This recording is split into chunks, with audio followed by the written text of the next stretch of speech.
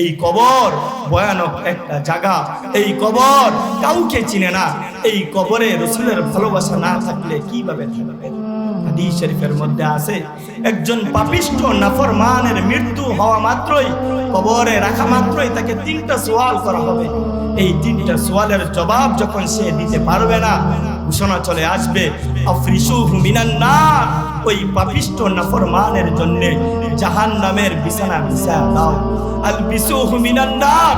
ওই জাহান্নামী পাপিষ্ঠের জন্য জাহান্নামের পোশাক পরায়া দাও। ওয়াফতাহ বাবান ইলান নার। ওই পাপিষ্ঠ নালায়েকের জন্য জাহান্নামের একটা দরজা খুলে দাও। সে জাহান্নামের যে শাস্তি কবরে শুয়ে শুয়ে যেন সে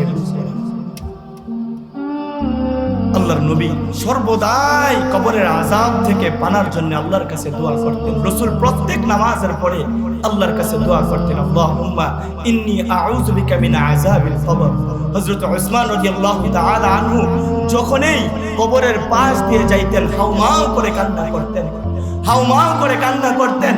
সাহাবীরা আরজ করলো, হে উসমান, আপনি কেন কবরের পাশ দিয়ে যাওয়ার সময় এত কাঁদেন? কিসের জন্য আপনি এত কাঁদেন? হযরতে উসমান ডাক দিয়ে বললেন, হে রাসূলের সাহাবীরা, এই কবরের জগৎ হলো আখিরাতের প্রথম ঘাঁটি। এই কবরের জগৎ আখিরাতের প্রথম ঘাঁটি।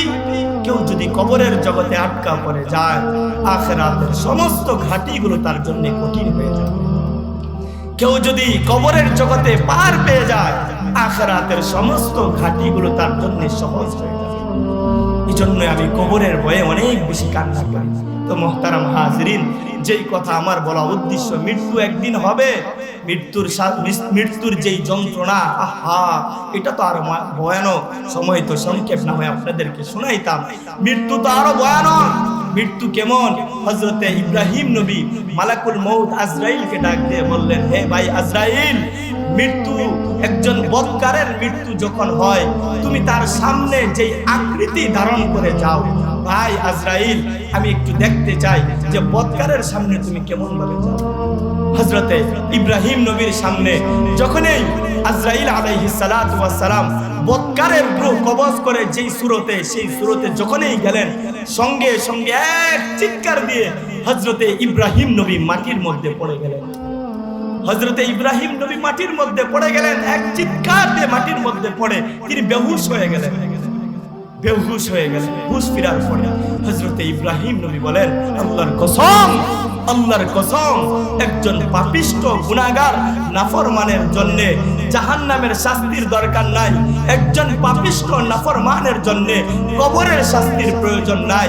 শুধু আজরাইল রূহ কবজ করার সময় যেই আকৃতি, ভয়ানক আকৃতি ধারণ করে আসবে, ওই আকৃতি তার জন্য শাস্তি হিসাবে যথেষ্ট হয়ে যাবে।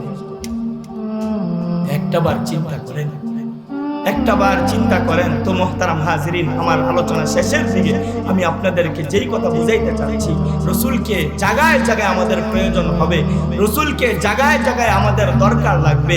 তো হযরতে ইসরাফিল আলাইহিস সালাতু ওয়াস সালামের দ্বিতীয় ফুয়ের মাধ্যমে যখন আবারও মানুষগুলো পুনরুজ্জীবিত হবে, তখন হযরতে ইসরাফিল আলাইহিস সালাতু ওয়াস সালামের ফুর মাধ্যমে একত্রিত হওয়ার পর আল্লাহ পাক রব্বুল আলামিনের কাছে সমস্ত রাসূলের উম্মতের আমলনামা, রাসূলের উম্মতের আমলনামা মুহাম্মদুর রাসূলুল্লাহ সাল্লাল্লাহু আলাইহি ওয়াসাল্লামের কাছে পেশ করা হয়।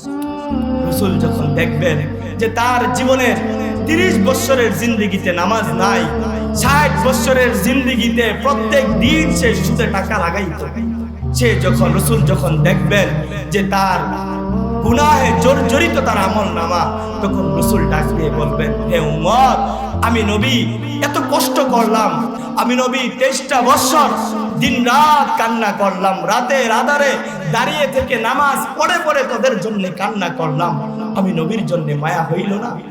আমাদের আয়েশা বর্ণনা দিয়ে বলেন যে রাসূল নামাজে এমন ভাবে দাঁড়াইতেন যে রাসূলের পা গুলো ফুলে যেত। নবী ডাক দিয়ে বলবেন, হে উম্মত, তায়েফে আমি নবী রক্ত জড়াইলাম, উহুদে আমি নবী রক্ত জড়াইলাম, দীর্ঘ সময় পর্যন্ত আমি নবী একটা জায়গায় বেহুশ হয়ে পড়ে রইলাম। আমি নবী তায়েফের বাচ্চাদেরকে আমি নবীর পিছনে লেলায়া দিল পাগল পাগল বলার জন্যে। তায়েফের ছোট ছোট বাচ্চারা রসুলকে পাগল পাগল বলে, আর রসুলের শরীরের মধ্যে আঘাত করতে থাকে, আঘাতের পর আঘাত করতে থাকে। রসুলের শরীরটা রক্তে রঞ্জিত হয়ে যায়, রসুলের জুতা রক্তের কারণে জমট হয়ে গেল। আল্লাহর নবী একটা গাছের ছাউনির নিচে দুইটা হাত আসমানের দিকে তুলে আল্লাহকে ডাক দিয়ে বলতেছে,